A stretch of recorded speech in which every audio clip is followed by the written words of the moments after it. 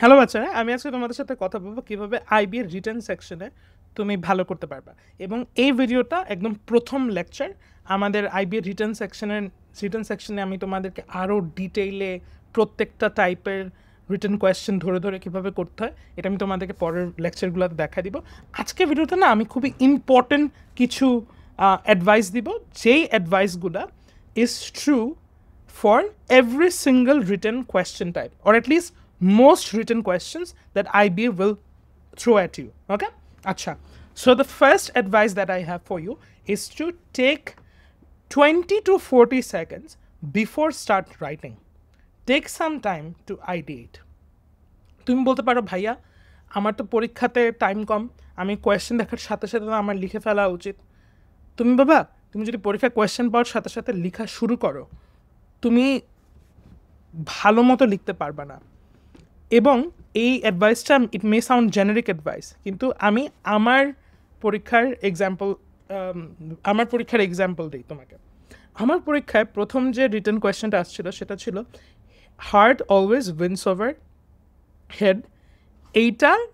এই ব্যাপারটার সাথে আমি এই উক্তিটার সাথে বা এই কোটটার সাথে আমি অ্যাগ্রি করি নাকি, এবং আমার position I have to explain with an example. বলে দিছিল যে explain your position with an example, একটা এক্সাম্পল দিয়ে, মানে মাল্টিপল এক্সাম্পল দিয়ে না, এটা এক্সপ্লিসিটলি বলা ছিল।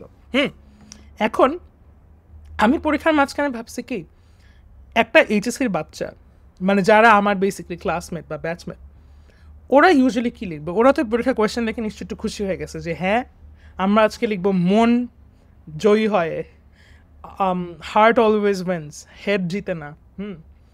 আমি ভাবছি না, আমি একটা ডিফারেন্ট অ্যাপ্রোচ নিব। দ্য রিজন ওয়াই আমি একটা ডিফারেন্ট অ্যাপ্রোচ নিতে চাইছি, এটার কারণ যদি তুমি চিন্তা করো তুমি একটা IB examiner, put yourself in the position of an IB examiner and you are reading hundreds of written answers from students. তুমি হয়তো বা আমার পরীক্ষার খাতাটা দেখার আগে আরও 10টা খাতা পড়ছো, আরও 10টা রিটেন খাতা চেক করছো, এবং তুমি মনে বোর্ড অলরেডি। কারণ বাচ্চারা লিখে ফেলছে হাবিজাবি যা ইচ্ছা লিখতেছে পরীক্ষার মাঝখানে, রাইট? তো আমি চাইছিলাম কি যে আমি একটা ভালো ইমপ্রেশন দিব।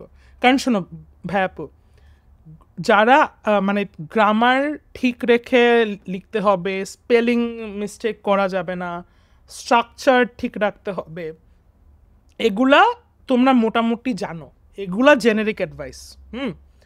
কিন্তু যেটা আমরা সবাই ভুলে যাই, it's not just about proper grammar or proper spelling, or in fact proper structure তুমি ঠিক রাখবা, ইন্ট্রোডাকশন দিবা, মাঝখানে বডি প্যারাগ্রাফস থাকবে, কনক্লুশন থাকবে, এগুলো তো তুমি করবা।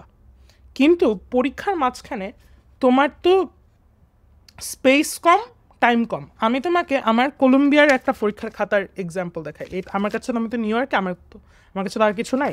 সো এটা আমার আর্ট হিউম্যানিটিজ নামে একটা কোর্স আছে কলম্বিয়াতে, এটা mandatory for every undergrad student to take art humanities, কলম্বিয়ার কোর কারিকুলামের অংশ। তো এটা I had to take it, it's an interesting course. এইটার দেখো পরীক্ষার খাতা, এই ধরো প্রথম কোয়েশ্চেনটা আমি অ্যান্সার লিখছি এতটুকু। এই পরীক্ষার এই কোয়েশ্চেনটা একটা একটা গ্রিক মার্বেল স্কাল্পচার ডোরিফোরাস নিয়ে। আমার ডোরিফোরাসের নোট বিশাল বড়, আমি অনেক কিছু পড়ে গেছি ডোরিফোরাস নিয়ে। পরীক্ষার হলে কি আমি লিখতে পারছি এত কিছু? লিখতে পারিনি, মাত্র একটা দুইটা তিনটা, ও দেখো 3টা প্যারাগ্রাফ লিখছি আমি ডোরিফোরাস নিয়ে। পরের কোয়েশ্চেন হচ্ছে একটা পোর্ট্রেট নিয়ে, এটা আর্নোলফিনি পোর্ট্রেট, এটা নিয়ে আমি একটু বেশি জায়গায় নিয়ে লিখছি। একটা দুইটা তিনটা চারটা পাঁচটা প্যারাগ্রাফটা, মানে প্যারাগ্রাফ না, একটা লাইন আর কি, মানে সময় ছিল না। পরীক্ষার মধ্যে এত সময় থাকে না। কিন্তু দেখো আমি কিন্তু ঠিকই নাম্বার পাইছি ভালো। এটাতে যেমন আমি 9.5 পাইছি, এটাতে যেমন আমি 10 পাইছি। মানে আমি যে সেটা তোমাকে একটা পয়েন্ট মেক করার জন্য বলছি, মানে আমার আর কোনো রিজন নেই তোমাকে এটা দেখানোর। পয়েন্টটা হচ্ছে তুমি অনেক জল্পনা কল্পনা করে ফেলতে পারো এখন প্রিপারেশনের জন্য, বা পরীক্ষার সময় তুমি অনেক কিছু ভাবতে পারো যে আমি এইটা এমনি করবো, মানে এমনি গ্রামার ঠিক রাখবো। দিনের শেষে একটা written answer has to create some value for the reader. তুমি স্ট্রাকচার ঠিক রাখবা, গ্রামার ঠিক রাখবা, স্পেলিং ঠিক রাখবা, এগুলা জেনেরিক। এগুলো করতেই হবে, এগুলো মাস্ট, এবং এগুলো নিয়ে আমি আরও ডিটেলে কথা বলবো সামনের ভিডিওগুলোতে। কিন্তু if you are not taking some time to ideate তুমি লিখবা কি, তাহলে তোমার ওই লেখাটা কিন্তু ভালো হবে না। এই কারণে লেখা ধূপ করে শুরু না করে 30 থেকে 40 সেকেন্ড চিন্তা করবা, এবং দরকার হলে পেন্সিল দিয়ে এই করবা, রাফ লিখবা সাইডে, তারপর মুছে ফেলবা দরকার হলে। বুঝছো বুদ্ধিটা? আমার এক্সাম্পলটা এখন দিই। আমি লিখছি যে head always wins over heart, মাথা জিতে সবসময়, হার্ট না। কোয়েশ্চেন আসছিল heart always wins over head, আমি বলছি না, I disagree with it, I believe যে head always wins over heart. এখন তুমি চিন্তা করো, it's not just about the position you are taking. তারা বসে এক্সপ্লেইন করতে আমার পজিশনটা উইথ অ্যান এক্সাম্পল। আমি যদি একটা র্যান্ডম এক্সাম্পল দেই, ডাজ ইট হেল্প মি? মানে একটা আইবি এক্সামিনার সে আমার খাতা পড়তেছে, সে জাস্ট অনেকগুলো খাতা চেক করছে, তার কাছে তো এটা ইন্টারেস্টিং না, রাইট? আমি একটা র্যান্ডম এক্সাম্পল দিলে, তো আমি ভাবছি আমি একটা ইন্টারেস্টিং এক্সাম্পল দিব, এবং সেই এক্সাম্পলটাতে আমি ইলাস্ট্রেট করব যে কেন হেড জিতে, হার্ট না অলওয়েজ। তোমরা এই মুভিটা দেখছো নাকি জানি না, এটা খুবই অ্যামেজিং একটা মুভি আছে, দ্য ইমিটেশন গেম। এই মুভিটা অ্যালান টিউরিংকে নিয়ে। Alan Turing is the father of computer science, he was a British mathematician, এবং মুভিটা ইজ মানে মুভিটার কনটেক্সট হচ্ছে world war two. So what happened is during world war two, Nazi বাহিনী they used a machine called Enigma machine. Enigma মানে mysterious, পাজলিং, এরকম। Enigma machine জিনিসটা কি জানো? নাজিরা আর্মি, এবং আমি এগুলো লিখছি বাই দ্য ওয়ে, এই কারণে আমি তোমাকে এক্সপ্লেন করতেছি, খুবই প্রিসাইসলি লিখছি, যে আমি তোমার পরীক্ষার খাতা দেখালাম কেন, আমি ওইখানে ওই পয়েন্টটা মেক করার জন্য আমি যাচ্ছি, বা তুমি একটু শুনে নাও, আমি এগুলো সব লিখছি। তুমি চিন্তা করো, নাজি জার্মানিতে নাজিরা তো বিভিন্ন দেশে যুদ্ধ করতেছিল, রাইট? বিভিন্ন জায়গায় অ্যাটাক করতেছিল, এক্সপ্যান্ড করতেছিল টেরিটরি। এখন জার্মানির নাজি হেডকোয়ার্টার থেকে অমুক এলাকার একটা নাজি ব্যাটালিয়নকে যদি আর্মি হেডকোয়ার্টার থেকে ওরা মেসেজ পাঠাতে চায়, ওরা যদি নর্মাল কমিউনিকেশন চ্যানেলসে, ওই সময়ে যে কমিউনিকেশন চ্যানেলসগুলো অ্যাভেলেবল ছিল ওইটার থ্রুতে যদি পাঠানোর চেষ্টা করতো মেসেজগুলো, তাহলে ব্রিটিশ ইন্টেলিজেন্স এজেন্সি MI6, ইউএসের CIA, ওদেরটা MI6 ছিল। MI6 কিন্তু ওয়ার্ল্ড ওয়ার 2 এর সময়, আমি যদি ভুল না করি ওয়ার্ল্ড ওয়ার 2 এর সময় বানাইছে। MI6 ইন্টারসেপ্ট করে ফেলতো। কেন এটা ইম্পর্টেন্ট জানো? এখন ধরো নাজিরা প্ল্যান করতেছে পরশু দিন সকাল 10টায় অমুক গ্রামে ওরা অ্যাটাক করবে, ধরো। ব্রিটিশ আর্মি যদি এটা, MI6 যদি এটা জেনে যায়, MI6 যদি ইন্টারসেপ্ট করে ফেলে ওদের মেসেজটা, ওদের কমিউনিকেশনটা, MI6 কী করবে? ইন্টারসেপ্ট করবে, জেনে গিয়ে ব্রিটিশ আর্মিকে বলে দেবে, এবং ব্রিটিশ আর্মি দেখা যাবে আগের থেকে বসে থাকবে, রাইট? যাতে নাজিদেরকে কাউন্টার করা যায়। এই কারণে they use this Enigma machine, যেটাতে ওরা কোড আকারে মেসেজ পাঠাইতো, কমিউনিকেট করতো। সো কোড ব্রেক করা লাগতো। এখানে তুমি শুনবা যে ওয়ার্ল্ড ওয়ারগুলোতে সময় কোড ব্রেকার, এটা একটা খুবই বড় কাজ ছিল, মানে কোড ব্রেক করা, নাজিদের কোড ব্রেক করা। এখন ব্রিটিশ গভর্নমেন্ট বলো, আর্মি বলো, ইন্টেলিজেন্স এজেন্সিগুলো বলো, MI6 বলো, ওরা তো ভীষণ প্যারার মধ্যে ছিল যে নাজিদের কোড কিভাবে আমি ব্রেক করব, হ্যাঁ, কেমনে বুঝবো যে ওরা কি কমিউনিকেট করতেছে। মানে এমন না যে ওরা কিন্তু দেখতে পাচ্ছে না মেসেজগুলা, কিন্তু মেসেজগুলাই কোড আকারে গেছে, বুঝছো? এই কারণে যে এনিগমা, এই কারণে what MI6 did or British government did, they started hiring mathematicians, chess players, দাবা খেলোয়াড়, গ্র্যান্ড মাস্টার্স, এরকম মানুষজনকে, স্ট্যাটিস্টিশিয়ানস, এরকম মানুষজনকে হায়ার করে এরা একটা সর্ট অফ টিম বানাইছিল যে তোদের কাজ হচ্ছে তোরা নাজিদের এনিগমা মেশিনকে ক্র্যাক করবি, কোড ব্রেক করবি। One of those people was Alan Turing. Alan Turing was a mathematician. এই কারণে ওকে হায়ার করছে, রাইট? এখন কি হয়েছে জানো?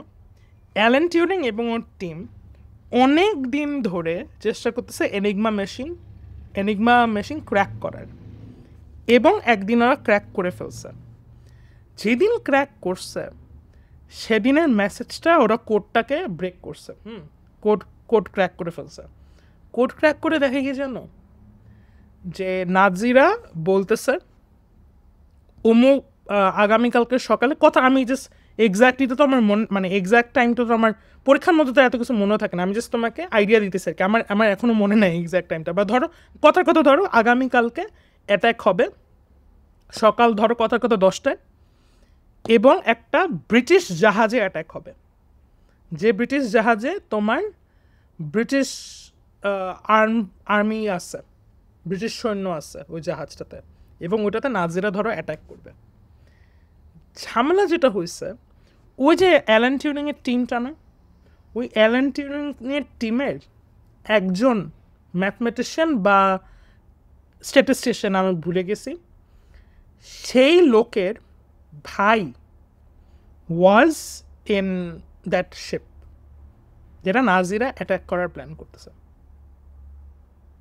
তুমি চিন্তা করো, you are in the team of, you are Alan Turing, or you are the brother, you are the mathematician or statistician or what have you, you are in that team, you know this, and you have cracked the Nazi code, you have cracked the Enigma machine, you know this information that your brother is going to be killed tomorrow or the day after tomorrow exactly at this time by Nazis.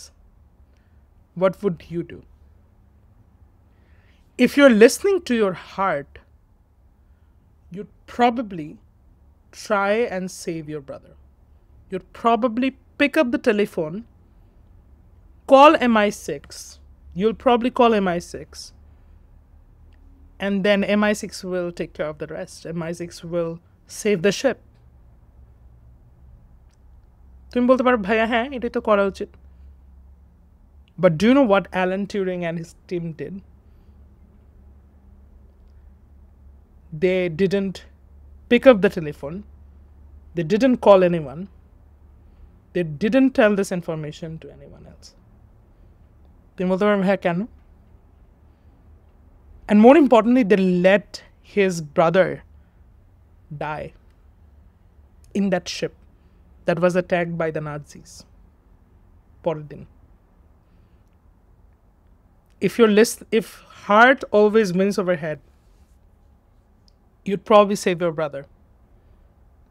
But Alan Turing and his team made this calculated decision যে আমরা ইচ্ছা করে আমরা এই ইনফরমেশনটা দিব না। কেন জানো? এবং আমি স্টোরিটা লিখছি খুব স্পেসিফিকলি, যাচ্ছি আমি পয়েন্টটাতে, যে কারণে আমার খাতাটা দেখাইলাম, যে স্টোরিটা তোমার বলে নেই। যেই কারণে ওরা জানায় নাই, কারণ যদি তুমি বাঁচানো, মানে যদি ফোন করে শিপটাকে বাঁচাইতো, তাহলে নাজিরা বুঝে যাইতো যে এনিগমা মেশিন ওরা ক্র্যাক করে ফেলছে। এবং যদি নাজিরা এটা বুঝে যেত যে এনিগমা মেশিন ক্র্যাক করে ফেলছে, তখন নাজিরা কী করতো, ওরা যেই কোডটা চেঞ্জ করে দিত।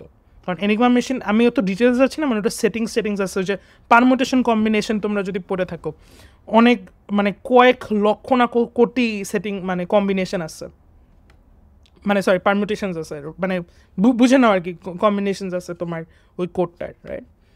এখন তুমি একবার ক্র্যাক করছো, যদি এখন নাজিরা বুঝে যায় যে তুমি MI6 ক্র্যাক করে ফেলছে, অ্যালান টিউরিংয়ের টিম ক্র্যাক করে ফেলছে, তাহলে তো নাজিরা ওই কোডটা চেঞ্জ করে ফেলবে, ওই সেটিংস চেঞ্জ করে ফেলবে, রাইট?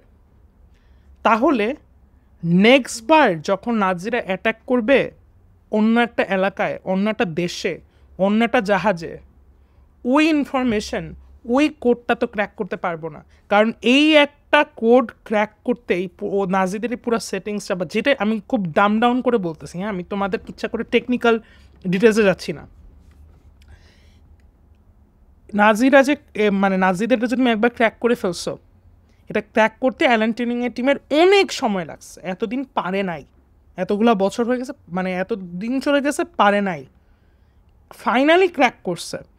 যদি এখন নাজিরা বুঝেছে যে তুমি ক্র্যাক করে ফেলছো, ব্রিটিশ গভর্নমেন্ট বা MI6 ক্র্যাক করে ফেলছে, তাহলে নাজিরা চেঞ্জ করে ফেললে ভবিষ্যতের যে অ্যাট্যাকগুলা, ওই অ্যাট্যাকগুলোতে তুমি কাউকে বাঁচাতে পারবে না। আবার তোমার টাইম লাগবে ক্র্যাক করতে। তুমি ওই ক্র্যাক করতে তোমার টাইম লাগবে, তুমি ক্র্যাক করতে পারবে নাকি কোডটা এটাও তুমি জানো না, সার্টেন না। তুমি বুঝতেছো সমস্যাটা ভাই? তুমি তোমার ভাইকে বাঁচানোর জন্য, অ্যালান টিউরিংয়ের টিমের ওই লোকটার ভাইকে বাঁচানোর জন্য, একজনকে বাঁচানোর জন্য, you are literally sacrificing millions of lives in the future.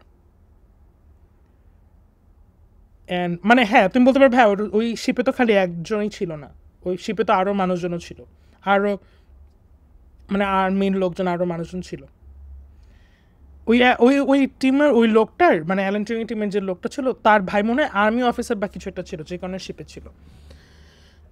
কিন্তু সমস্যা হচ্ছে তুমি এই হাতে গোনা মানে এখানে যদি ধরো 1,00,000 মানুষই আছে, কিন্তু 1,00,000 মানুষকে বাঁচাতে গিয়ে, বা ধরো 20,000 মানুষ আছে, 20,000 মানুষকে বাঁচাতে গিয়ে তুমি ভবিষ্যতে যে 10,00,000 মানুষের জীবনকে রিস্কে ফেলা দিচ্ছ, if you are listening to your heart, then you would save that person, then you would save your brother. But since you are listening to your head, since your head is winning over your heart, you are choosing to let your brother die and save millions of people in the future. এবং তারপরে Alan টিউরিংয়ের team ওরা যেটা করতো, ওরা নাজিদেরকে না বুঝতে দেওয়ার জন্য ওরা সব অ্যাটাক থামাইতো না।